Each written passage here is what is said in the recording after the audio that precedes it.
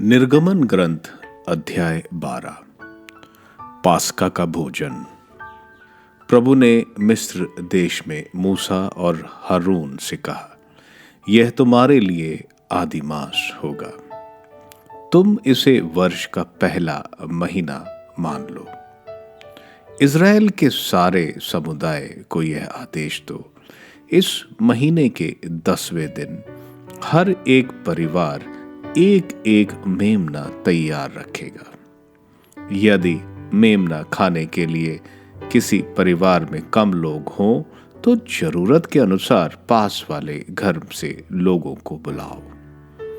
खाने वालों की संख्या निश्चित करने में हर एक की खाने की रुचि का ध्यान रखो। उस मेमने में कोई दोष न हो, वह नर हो और 1 साल का, वह भेड़ा हो अर्थात बकरा। महीने के 10वें दिन तक उसे रख लो। शाम को सब इज़राइली उसका वध करेंगे। जिन घरों में मेमना खाया जाएगा, दरवाजों की चौखट पर उसका लहू पोत दिया जाए। उसी रात बेखमीर रोटी और कड़वे साग के साथ मेमने का भुना हुआ मांस खाया जाएगा। इसमें से कच्चा या उबला हुआ कुछ मत खाओ, बल्कि सिर, पैर और अंतड़ियों के साथ पूरे को आग में भून कर खाओ। अगले दिन के लिए कुछ भी नहीं रखा जाएगा। जो कुछ बच गया हो उसे भोर के पहले ही जला दोगे। तुम लोग चप्पल पहनकर, कमर कसकर तथा हाथ में डंडा लिए खाओगे। तुम जल्दी जल्दी खाओगे, क्योंकि यह प्रभु का पास्का है। उसी रात मैं प्रभु मिस्र देश का परिभ्रमण करूंगा। मिस्र देश में मनुष्यों और पशुओं के सभी पहलौठे बच्चों को मार डालूंगा और मिस्र के सभी देवताओं को भी दंड दूंगा। तुम लहू पोत कर दिखा दोगे कि तुम किन घरों में रहते हो। वह लहू देखकर मैं तुम लोगों को छोड़ दूंगा। इस तरह जब मैं मिस्र देश को दंड दूंगा, तुम विपत्ति से बच जाओगे। तुम उस दिन का स्मरण रखोगे और उसे प्रभु के आदर में पर्व के रूप में मनाओगे। तुम उसे सभी पीढ़ियों के लिए अनंत काल तक पर्व घोषित करोगे। तुम्हें 7 दिन बेखमीर रोटी खानी होगी। तुम पहले दिन अपने घरों से खमीर बाहर कर दो। यदि कोई पहले और 7वें दिन के बीच खमीरी रोटी खाएगा तो वह इज़राइली समुदाय से बहिष्कृत कर दिया जाएगा। पहले और 7वें दिन तक तुम धर्म सभा करोगे। अपने लिए भोजन के प्रबंध के सिवा इन दिनों कोई दूसरा काम नहीं करोगे। तुम्हें बेखमीर रोटियों का पर्व मनाना होगा, क्योंकि वह वही दिन होगा जिस दिन मैं तुम्हारे सारे समुदाय को मिस्र देश से निकाल लाया हूं। इसलिए तुम यह दिन चिरस्थायी आदेश के रूप में पीढ़ी दर पीढ़ी मनाना। पहले महीने के 14वें दिन की शाम से इस महीने की 21वें दिन की शाम तक तुम्हें बेखुमुरी रोटी खानी होगी। 7 दिन तक तुम्हारे घरों में कोई खमीर ना हो। यदि कोई खमीरी रोटी खाएगा तो वह इज़राइली समुदाय से बहिष्कृत किया जाएगा, चाहे वह प्रवासी हो चाहे इज़राइली। तुम कोई खमीरी रोटी मत खाना। अपने सब निवास स्थानों में तुम बेखमीर रोटी ही खाना। मूसा ने सभी इज़राइली नेताओं को बुलाकर उनसे कहा, अपने अपने परिवारों के लिए मेमने का प्रबंध करने जाओ और पास्का मेमना का वध करो। तब तुम जूफा का गुच्छा बर्तन में रखे हुए रक्त में डुबाओ और बर्तन का रक्त चौखट और द्वार के दोनों बाजुओं पर लगाओ। तुम लोगों में कोई सवेरे तक अपने घर के द्वार से बाहर ना निकले। प्रभु देश की परिभ्रमण करते हुए मिस्रियों को मार डालेंगे। जब वह चौखट और द्वार के दोनों भुजाओं पर वह रक्त देखेगा तो वह उस द्वार के सामने से आगे निकल जाएगा और तुम्हें मारने के लिए विनाशक को तुम्हारे घर के अंदर जाने नहीं देगा। तुम और तुम्हारी संतान एक चिरस्थायी प्रथा के रूप में इस आदेश का पालन करती रहेगी।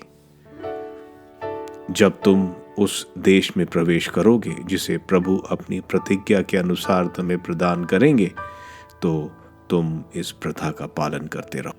यदि तुम्हारी संतान तुमसे पूछेगी कि आपकी इस प्रथा का क्या अर्थ है, तो तुम उससे कहोगे, यह प्रभु के आदर में पास्का का बलिदान है। जब प्रभु ने मिस्रियों को मारा था तो वह मिस्र में रहने वाले इजरायलियों के घरों के सामने से आगे निकल गया था और उसने हमारे घरों को छोड़ दिया था। यह सुनकर लोगों ने घुटने टेक कर दंडवत किया। इसके बाद इजरायली लोग ऐसा ही करने लगे। प्रभु ने मूसा और हारून को जैसी आज्ञा दी थी, उन्होंने वैसा ही कहा। 10वीं विपत्ति, पहलौठे की मृत्यु। प्रभु ने आधी रात को मिस्र देश के सब पहलौठे, सिंहासन पर विराजमान फिरौन के पहलौठे से लेकर बंदी गृह में पड़े हुए कैदियों के पहलौठे और पशुओं के पहलौठे बच्चों तक को मार डाला। रात में फिरौन, उसके सब पदाधिकारी और सब मिस्री जाग गए। मिस्र में बड़ा हाहाकार मच गया, क्योंकि ऐसा एक घर नहीं था जिसमें कोई ना मरा हो। तब रात में ही फिरौन ने मूसा और हारून को बुलाकर कहा, उठो, तुम दोनों इजरायलियों को ले कर मेरी प्रजा के यहाँ से चले जाओ। जाओ, तुमने जैसा कहा था वैसा ही प्रभु की पूजा करो। जैसा तुमने कहा, अपनी भेड़ बकरियों, अपनी गाय बैलों को भी लेते जाओ। अब जाओ और मुझे आशीर्वाद दो। इस समय मिस्री उन लोगों को जल्द से जल्द देश से बाहर निकाल देना चाहते थे, क्योंकि वे सोचते थे कि कहीं ऐसा ना हो कि हम सब भी मर जाएं। इसलिए लोगों ने अपना आटा खमीरी होने के पहले सिर्फ गूंदे हुए रूप में ले लिया और गूंदने के बर्तनों को भी अपनी अपनी चादरों में बांधकर कंधे पर रख लिया। मूसा के कहने के अनुसार इजरायलियों ने मिस्रियों से चांदी, सोने और आभूषण और कपड़े भी मांग लिए। प्रभु ने मिस्रियों की दृष्टि में इजरायलियों को कृपा पात्र बना दिया, इसलिए उन्होंने जो कुछ मांगा मिस्रियों ने उन्हें दे दिया। इस तरह उन्होंने मिस्रियों को लूट लिया। इजरायलियों का मिस्र से निर्गमन। इजरायलियों ने रामसे से सुकोत की ओर प्रस्थान किया। बच्चों और स्त्रियों के अतिरिक्त पैदल चलने वाले पुरुषों की संख्या लगभग 6 लाख थी। बहुत से परदेशी उनके साथ हो लिए और भेड़ बकरियां तथा बैल गायों के बहुत भारी झुंड भी। वे मिस्र से जो गूंदा हुआ आटा अपने साथ ले गए थे, उन्होंने उसकी बेखमीर रोटियां पकाई। उनके पास खमीर नहीं था, क्योंकि वह इतनी जल्दी में मिस्र से निकल दिए गए थे कि उन्हें रास्ते के भोजन तैयार करने का समय तक नहीं मिला था। इजरायली 430 वर्ष तक मिस्र में रहे थे। जिस दिन ये 430 वर्ष समाप्त हुए, उसी दिन प्रभु की समस्त प्रजा मिस्र से निकल गई। प्रभु उस रात जागरण करता रहा, जिससे वह इजराइल को मिस्र से बाहर ले जाए। इसलिए समस्त इजरायली पीढ़ी दर पीढ़ी उसी रात को प्रभु के आदर में जागरण करते हैं। पास्का पर्व की रीतियां। प्रभु ने मूसा और हारून को यह आज्ञा दी। पास्का भोज संबंधी आदेश यह है कि कोई भी विदेशी उसमें सम्मिलित ना हो, लेकिन तुम्हारा द्वारा खतना किए जाने के बाद तुम्हारा कोई भी दास उसमें सम्मिलित हो सकता है। कोई भी विदेशी या मजदूरी करने वाला नौकर उसमें सम्मिलित नहीं होगा। वह एक ही घर के अंदर खाया जाएगा।